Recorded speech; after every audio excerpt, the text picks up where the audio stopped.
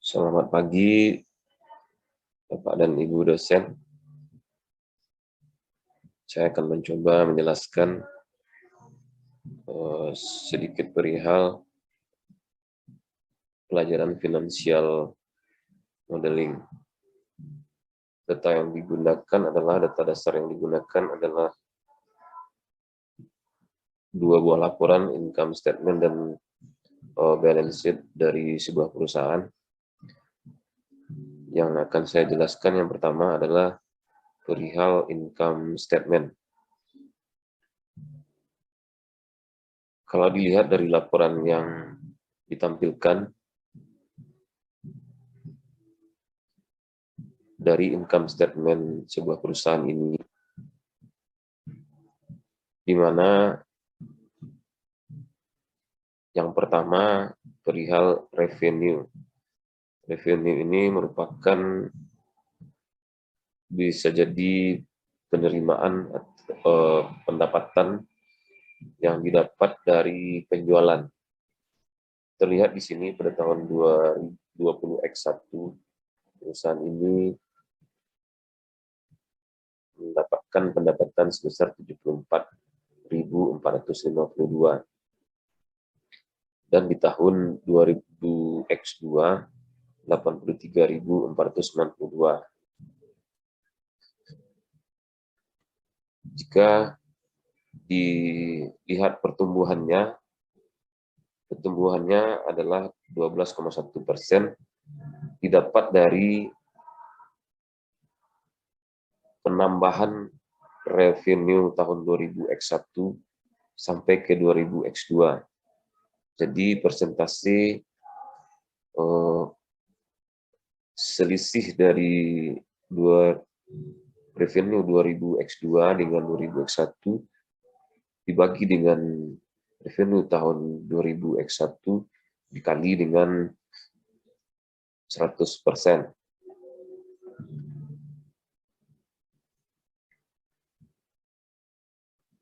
Sehingga mendapatkan angka 12,1% pertumbuhan revenue dari tahun 2000 X1 ke 2000 X2. Selanjutnya ada data cost of goods sold, atau bisa jadi ini ada harga pokok penjualan.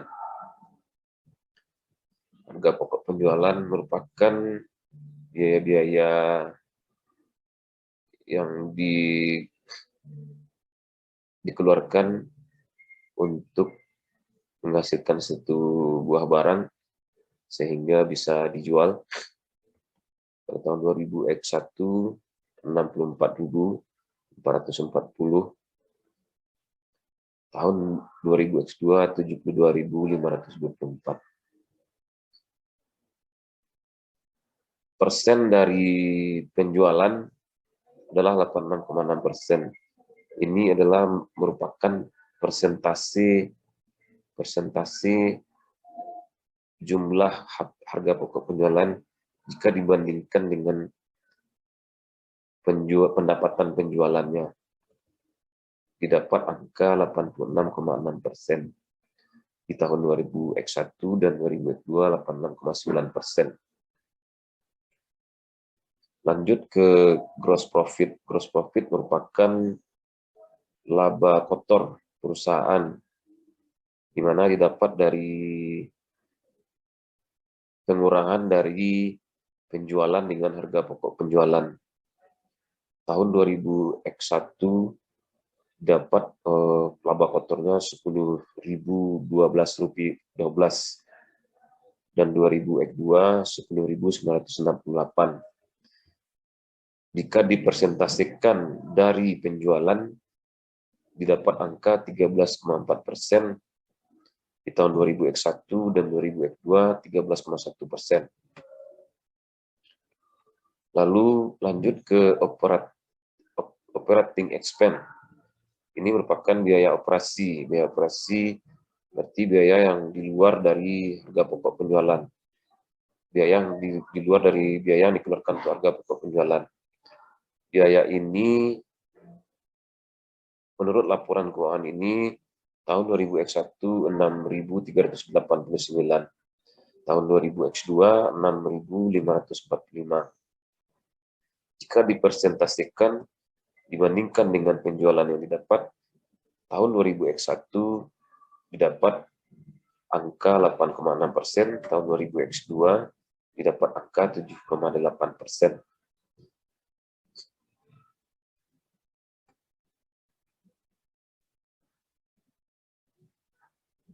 Lanjut ke operating income atau EBIT, earning before interest and tax. Ini merupakan pendapatan operasi sebelum bunga dan pajak, didapat dengan cara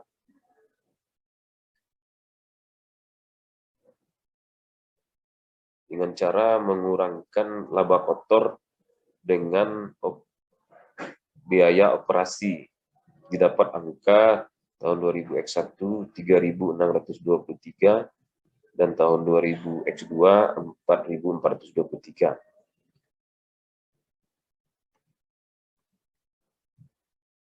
Setelah didapat pendapatan operasi sebelum pajak, sebelum bunga dan pajak, beban bunga dan pajak, setelah itu kita kurangkan dengan interest expense, di mana di perusahaan ini pajak bunganya adalah 518 untuk tahun 2000X1 dan 474 tahun 2000X2. Didapat pendapatan yang sebelum pajak atau pre-tax income adalah 3.105 untuk tahun 2000X1 dan 364,9 di tahun 2000X2. Ini didapat dengan mengurangkan pendapatan sebelum bunga dan pajak dengan beban bunga. Maka didapat pendapatan sebelum pajak. Setelah didapat angka pajak pendapatannya, pajak PPh pasal 21, setelah itu dikurangkanlah pendapatan sebelum pajak dengan pajak yang sudah didapat, sehingga di tahun 2000X1 pendapatan bersihnya adalah 2018 dengan cara mengurangkan pendapatan sebelum pajak dengan pajak yang sudah dihitung, pajak PPh 11, pajak pendapatan. Sehingga tahun 2000X1 pendapatan bersihnya adalah 2018 dan tahun 2000X2 pendapatan bersihnya adalah 2.567.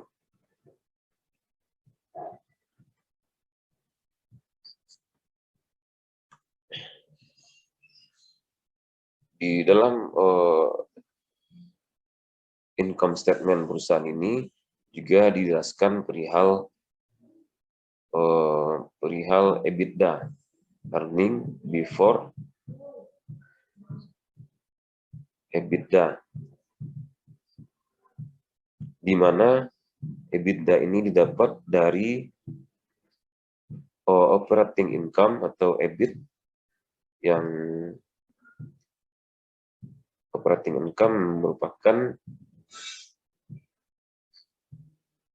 pendapatan operasi sebelum bunga dan pajak, di mana di tahun 2000X1 3.623, tahun 2000X2 4.423, dikurang dengan depresiasi. Depresiasi merupakan penyusutan dari aset tetap.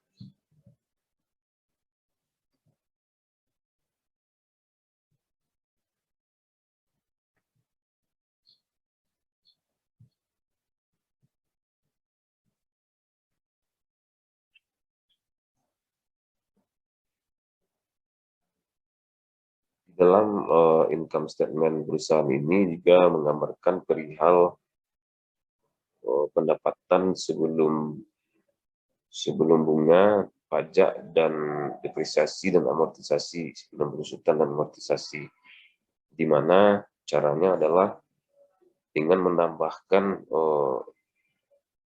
pendapatan operasi dalam kurung EBIT, earning before interest on tax, dengan depresiasi yang sudah dihitung dengan depresiasi yang sudah dihitung. Depresiasi ini merupakan penyusutan aset tetap yang sudah dilakukan perusahaan. Jadi untuk mencari pendapatan sebelum bunga pajak, depresiasi dan amortisasi, dengan menjumlahkan operating income dengan depresiasinya, jumlah depresiasi, sehingga didapat pada tahun 2001 EBITDA perusahaan ini adalah 6.271, dan pada tahun 2002 EBITDA perusahaan ini adalah 7.404.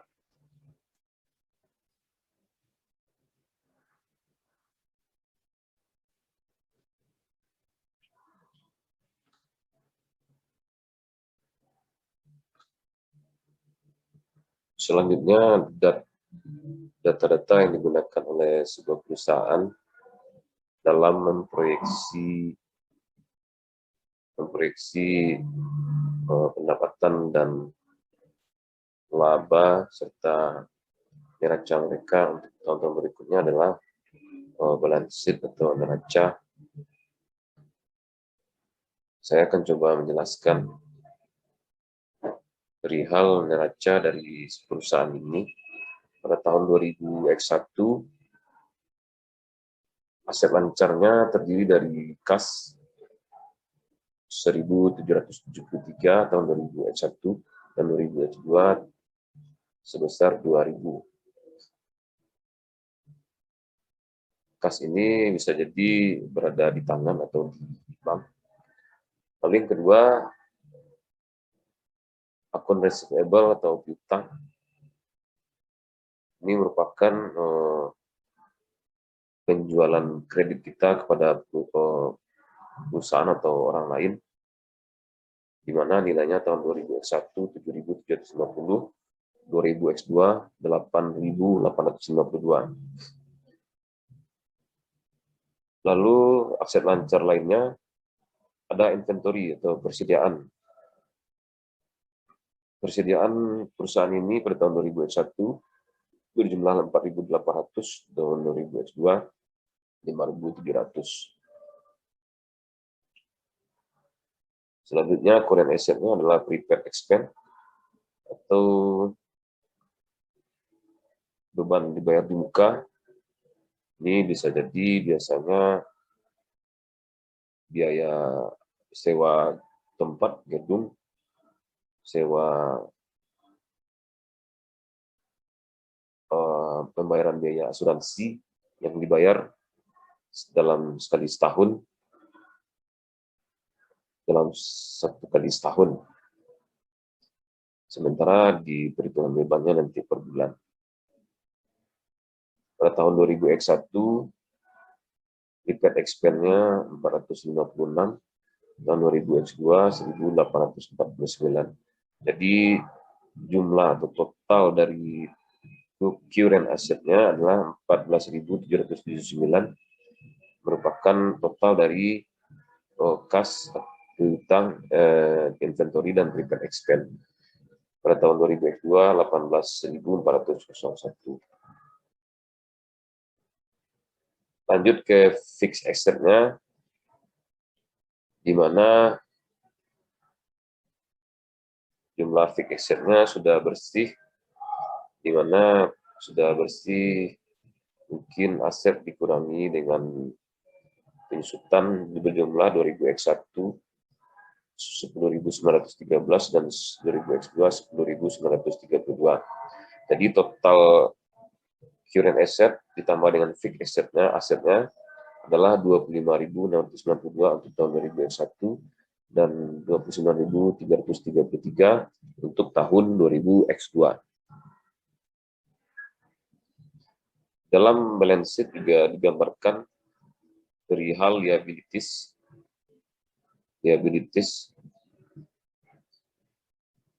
Liabilities terbagi beberapa juga.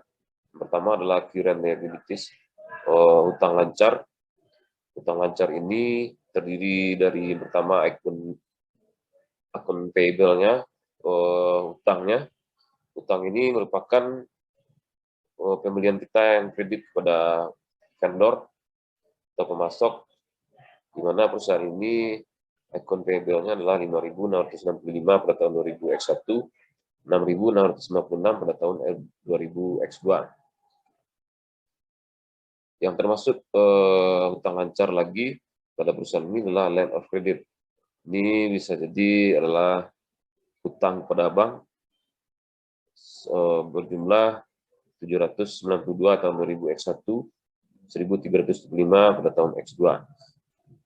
Lanjut, yang masuk pada daftar current liabilities perusahaan ini adalah current maturities of long-term debt.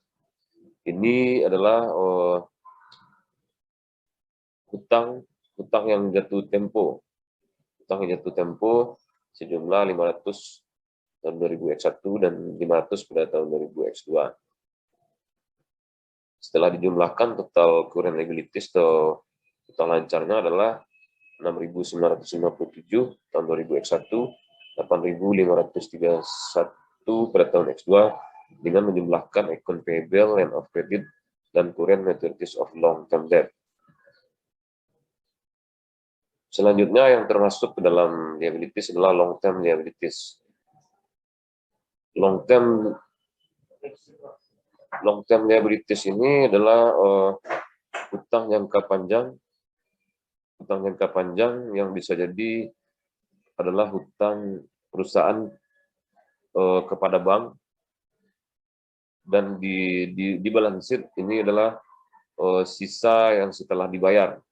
Jadi long term debt net of current maturities-nya adalah tahun 2000X1 sebesar 5.000 dan tahun 2000X2 adalah 4.500. Jika dijumlahkan, total liabilities-nya adalah dengan menjumlahkan total current liabilities dengan total long term liabilities. Jadi total utangnya adalah 11.957 tahun 2000X1 dan 13.031 tahun 2000X2. Di balance sheet juga digambarkan perihal equity atau modal perusahaan. Perusahaan ini modalnya terdiri dari equity-nya terdiri dari common stock. Common stock merupakan saham orang lain yang ada pada perusahaan ini sejumlah 15 tahun 2000X1 dan 2000X2 jumlahnya 15. Lalu additional paid in capital. Additional paid in capital ini adalah bagi hasil agio saham dari perusahaan lain, di mana tahun 2000X1 perusahaan ini mendapatkan 5.000 dan 2000X2 mendapatkan 5.000.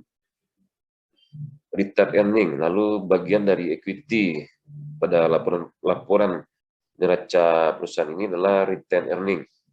Retained earning ini adalah laba bersih perusahaan yang masih ditahan dan belum dibagikan kepada pemilik saham.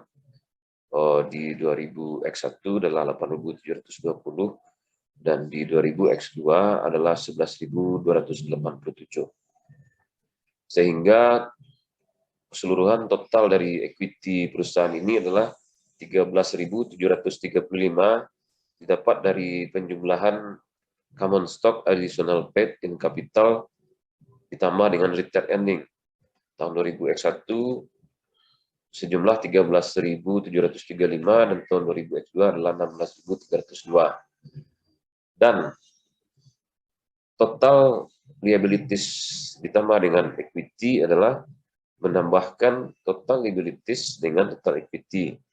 Jadi total hutang dan modalnya adalah 25.692 tahun 2000X1 dan 29.333 pada tahun 2000X2. didapat dengan menjumlahkan total liabilities dengan total equity. Sekian penjelasan saya sedikit dari perihal income statement dan balance sheet perusahaan ini, yang nanti data ini akan digunakan sebagai dasar menghitung financial modeling, bagaimana prospek kegiatan perusahaan ini ke depannya, 5 tahun ke depannya.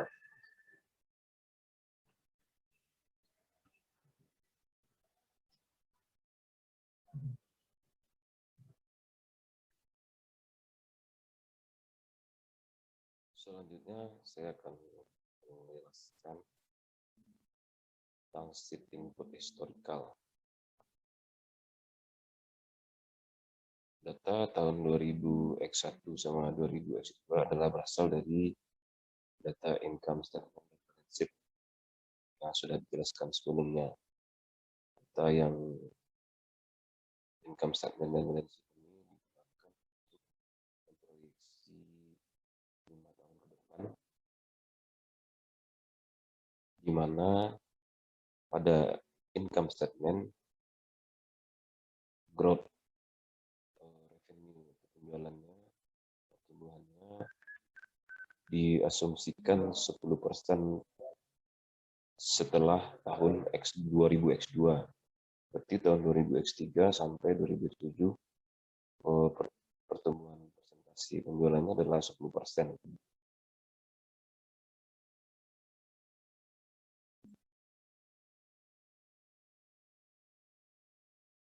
Dengan mengetahui persentase pertumbuhan penjualan, tentu didapatkan angka penjualan dengan cara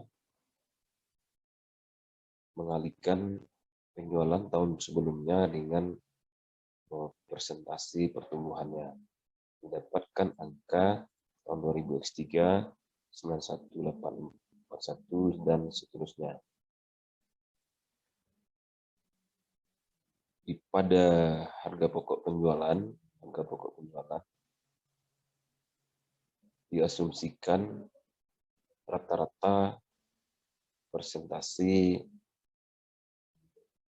harga pokok penjualan jika dibandingkan dengan penjualan adalah 86,7% dengan cara mencarikan rata-rata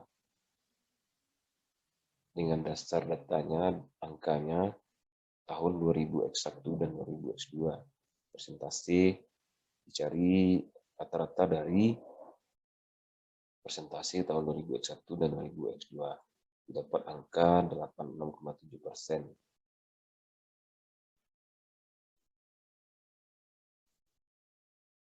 Dengan mengetahui persentase harga pokok penjualan, tentu bisa kita cari angka proyeksi HPP-nya dengan mengalihkan HPP tahun sebelumnya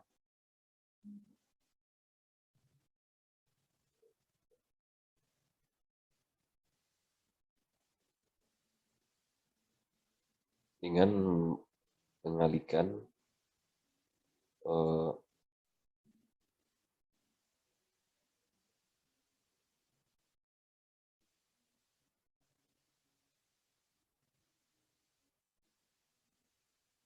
persentase dikalikan penjualan. Persentasenya dikalikan dengan penjualan. Karena HPP ini merupakan presentasinya adalah dari penjualan. Selanjutnya adalah laba kotor seperti itu juga. Presentasi proyeksinya dicarikan dari rata-rata 2 tahun sebelumnya, di mana didapatkan angka 13,3%. Dengan mendapatkan persentase, maka langsung saja didapatkan laba kotor per tahun itu dikalikan persentase dengan penjualan. Selanjutnya beban operasi jika dibandingkan dengan presentasinya dari penjualan sama angka presentasinya didapat dari merata-ratakan presentasi 2 tahun sebelumnya. Setelah itu dikalikan dengan penjualan. Maka dapat angka proyeksi operating expense itu pada tahun 2023 7.540 dan seterusnya. Ini dapat dengan membandingkan presentasi yang sudah dirata-ratakan tadi dengan penjualan.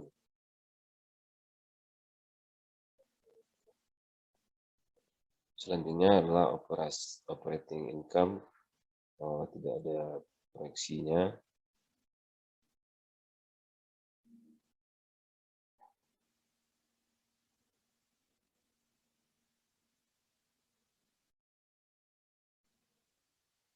Kalau pre-tax income sama cara mencarinya dengan 2 tahun sebelumnya, di mana merupakan selisih dari pendapatan operasi dikurang dengan bunga. Maka didapat income yang sebelum pajak.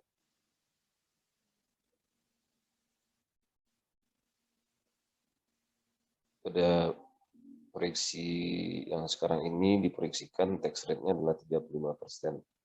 Jadi dari tax rate 35% didapat beban pajaknya sebesar 1634 ini di tahun 2023 ini dapat dari pendapatan sebelum pajak dikali dengan tax rate. Begitu juga dengan tahun-tahun berikutnya. Caranya sama seperti itu.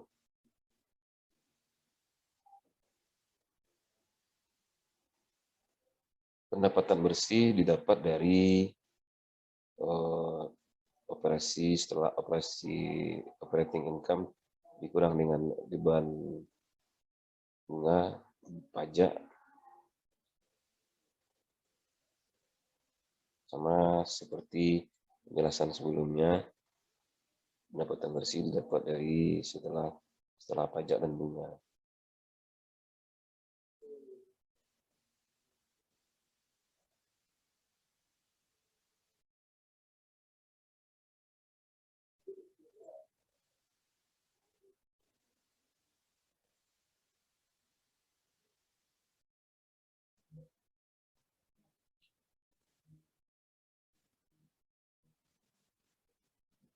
Apa yang kita lakukan untuk memproyeksi selanjutnya adalah kita memproyeksi balance sheet neraca, di mana kita sebelumnya kita harus membuat asumsi kemampuan proyeksi kemampuan perusahaan. Yang pertama adalah asumsi kemampuan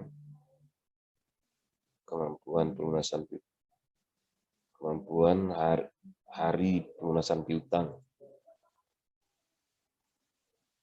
Caranya adalah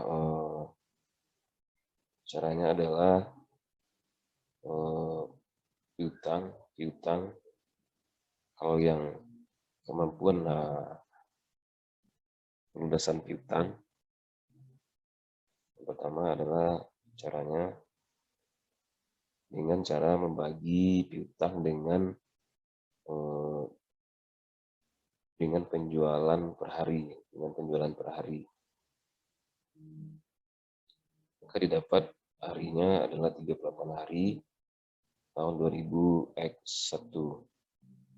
Tahun 2002 sama caranya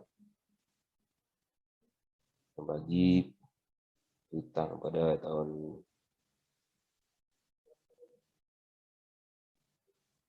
dibagi per 365 hari dalam setahun, berarti dapat 36 hari. Selanjutnya, begitupun dengan persediaan, berapa hari ketersediaan maksimal, berapa hari ketersediaan di perusahaan kita. Caranya adalah membagi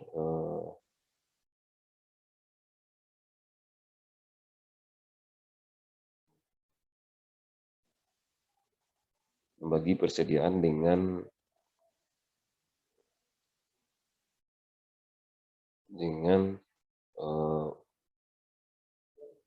harga pokok penjualan kita per hari. Itu pun tahun 2002 hanya seperti itu caranya. Lalu kemampuan kita membayar utang, hari kita membayar utang, caranya adalah sama dengan membagi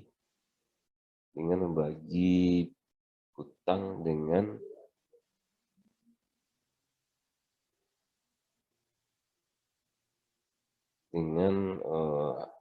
harga pokok penjualan per hari. Begitupun tahun 2000X2 seperti itu. Kemampuan piutang adalah membagi piutang dengan penjualan per hari dalam setahun. Lalu inventory D-nya adalah membagi inventory dengan HPP per tahun, HPP per hari dalam setahun. Sementara APD-nya adalah membagi hutang dengan harga pokok penjualan per hari dalam setahun. Jadi setelah itu untuk 5 tahun ke depan diambil data-datanya dari data dasar 2 tahun 2001 dan 2002.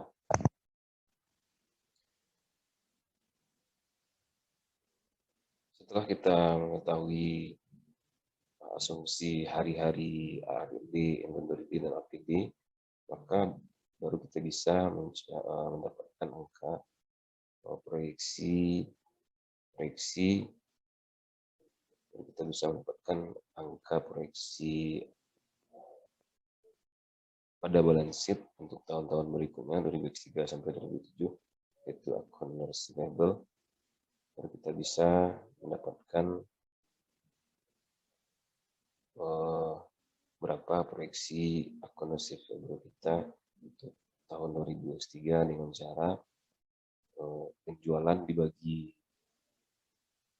berapa penjualan per hari dengan cara membagi penjualan dengan 365 hari lalu dikali dengan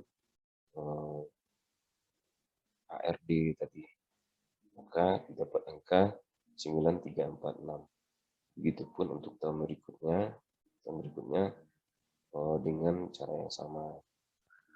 Sementara inventory juga seperti itu dengan cara mengalihkan beberapa inventory kita dalam sehari dalam waktu jangka waktu 1 tahun kali dengan inventory days-nya, kita dapat angka 5848 di tahun 2003. Sementara prepaid expense diasumsikan sama dalam setahun.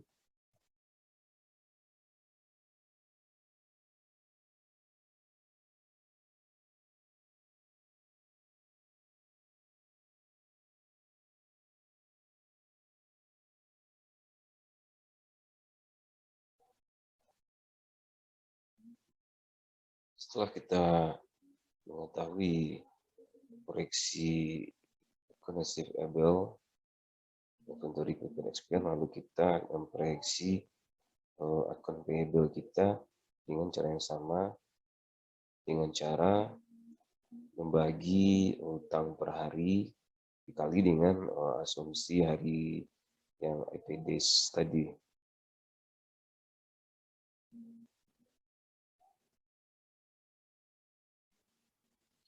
Nah, selanjutnya diasumsikan common stock kita sama setiap bulannya, setiap tahunnya, dan pendapatan bagi usahanya sama.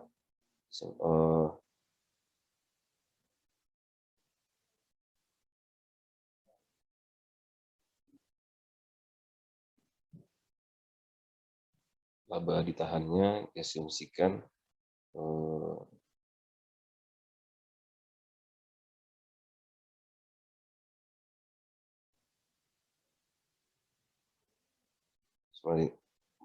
laba ditahannya adalah laba ditahan tahun sebelumnya ditambah dengan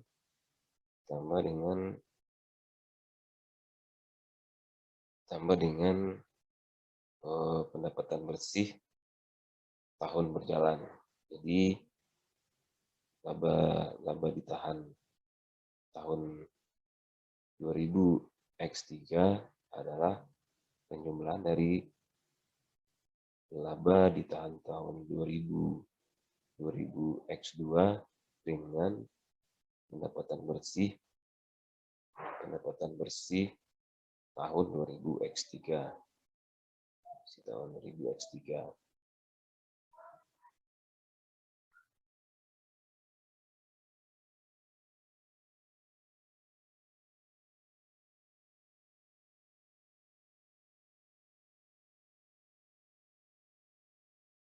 Bagaimana caranya kita mencari kas kita? Kas kita ini dapat dengan cara kas merupakan bagian dari current asset. Bagaimana cara kita mencari kas? Kas ini dapat dengan cara menghitung cash flow kita. Cash flow ini bersumber dari net income yang berasal dari income statement tadi, proyeksi income statement. Selanjutnya arus kas akun receivable, inventory, dan payable terdapat dari dengan cara mengurangkan contoh akun receivable tahun 2000 X2 dikurang dengan akun receivable tahun 2000 X3, maka hasilnya adalah minus 494. Akun receivable tahun 2000 X2 dikurang akun receivable tahun 2000 X3. Hasilnya adalah seperti minus 494. Dan caranya diberlaku sama untuk inventory, account payable, dan di tahun selanjutnya. Maka didapat net cash profit by operating activities ini dengan menjumlahkan pendapatan bersih dengan perubahan modal kerja tadi. Maka didapat net cash-nya 2618.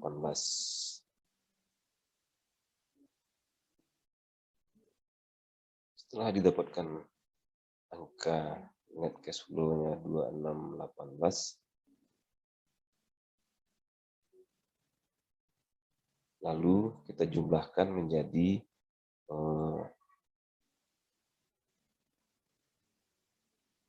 kas kita di awal. Kas di awal adalah 2000. Jumlahkan dengan kas di awal, maka didapat angka 4618. Ini adalah kas akhir kita, mana didapat dari net cash flow kita yang didapat dari perubahan modal kerja tadi tambah dengan kas awal, jadi 4618 yang menjadi proyeksi kas kita di tahun 2000 X3.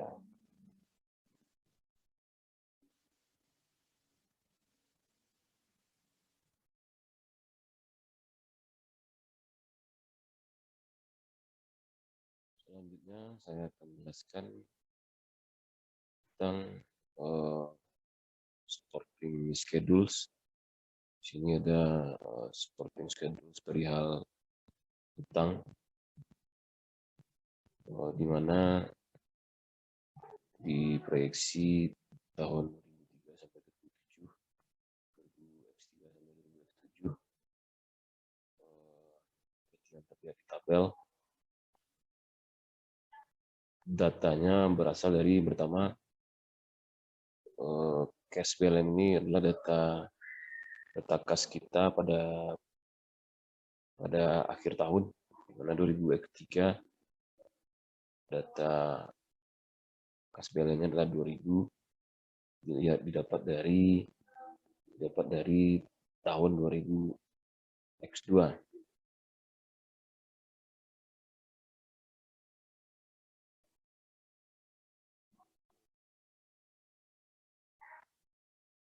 Dan selanjutnya mengikuti seperti di tahun 2000 X3. Lanjut ke free cash flow from operating and investing ini didapat dari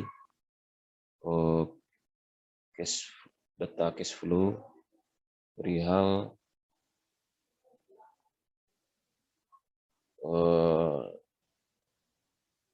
net pendapatan bersih yang sudah dikurang dengan setelah dikurangi dengan perubahan modal kerja yang 3, receivable, inventory, dan payable.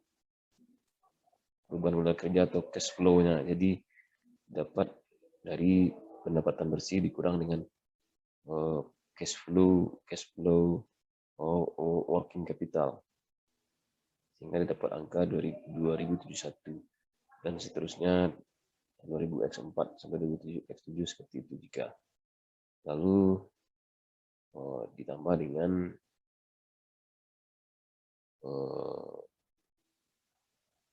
ini adalah ini merupakan cash flow utang kita yang jatuh tempo. Setiap bulannya jatuh tempo kan 500. Jadi cash flow-nya adalah minus 500. Lanjut ke minimum cash balance. Minimum cash balance berarti kas kita yang paling rendah adalah 2000.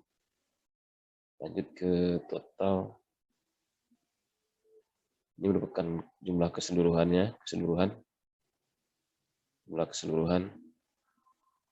Sehingga line of credit-nya menjadi 0.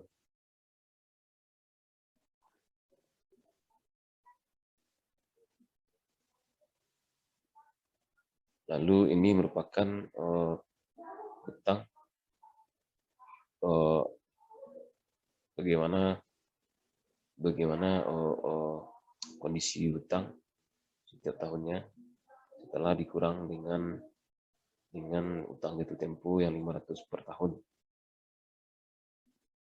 Caranya adalah dengan mengurangkan utang terakhir dengan utang jatuh tempo.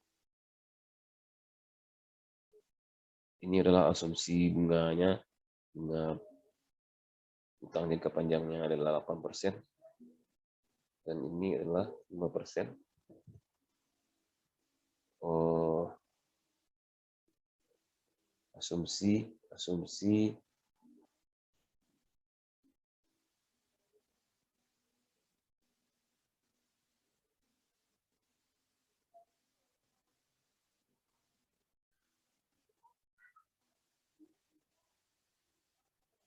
Asumsi utang jangka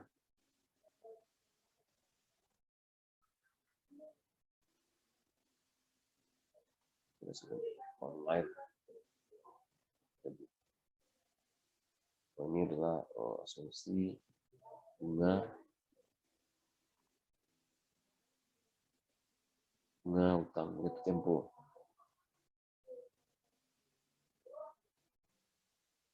Jika sudah ada asumsi persentase bunganya, maka dapat angka dengan cara mencari rata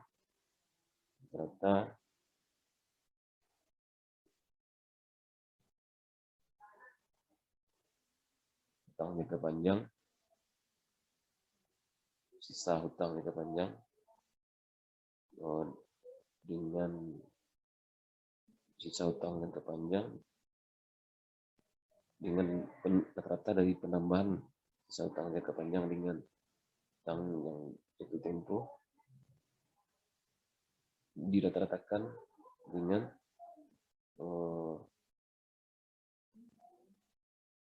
jangka panjang dan jatuh tempo tahun berikutnya dikali dengan persentase. Ini dapat angka 340.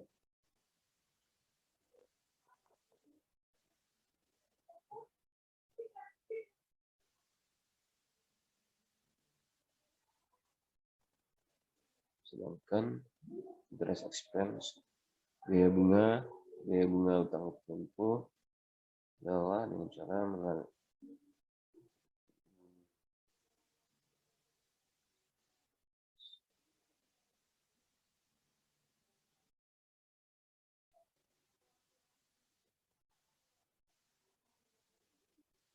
menjumlahkan tahun line of credit tahun 2000 tahun sebelumnya yang berangkat dengan tahun berjalan dikali dengan bunga 5%.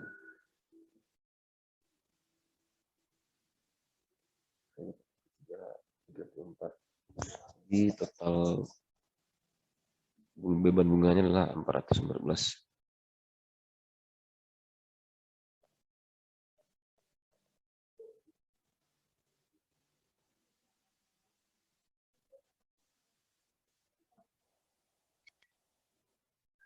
Selanjutnya saya akan menjelaskan perihal PP dan E schedule. Di mana di sini terlihat ada presentasi penyusutan dari penjualan. Caranya adalah dengan membagi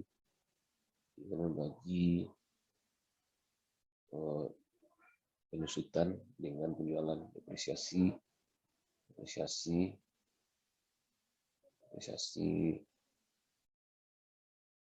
dengan penjualan. Ini dapat presentasinya sebesar 3,57 untuk tahun 2022 dan 2021 3,56, dan untuk tahun berikutnya diambil rata-rata dari dua tahun ini.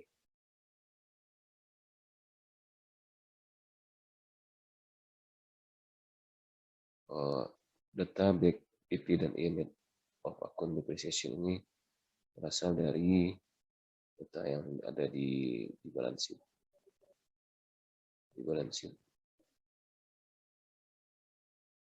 Yang ada di balance sheet.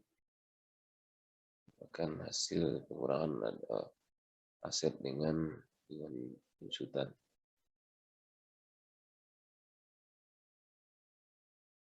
Lalu ditambah dengan capital expenditure. Capital expenditure merupakan belanja yang dikeluarkan untuk membeli aset tetap tahun 2023 dengan asumsi 4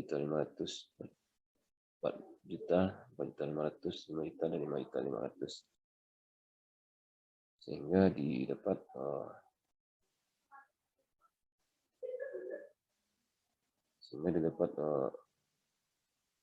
penyusutannya adalah memberikan presentasi dengan penjualan. Jadi dapat less depreciation-nya adalah 3.273 untuk tahun 2023, sehingga di akhir PP dan E net of account depreciation adalah 11.199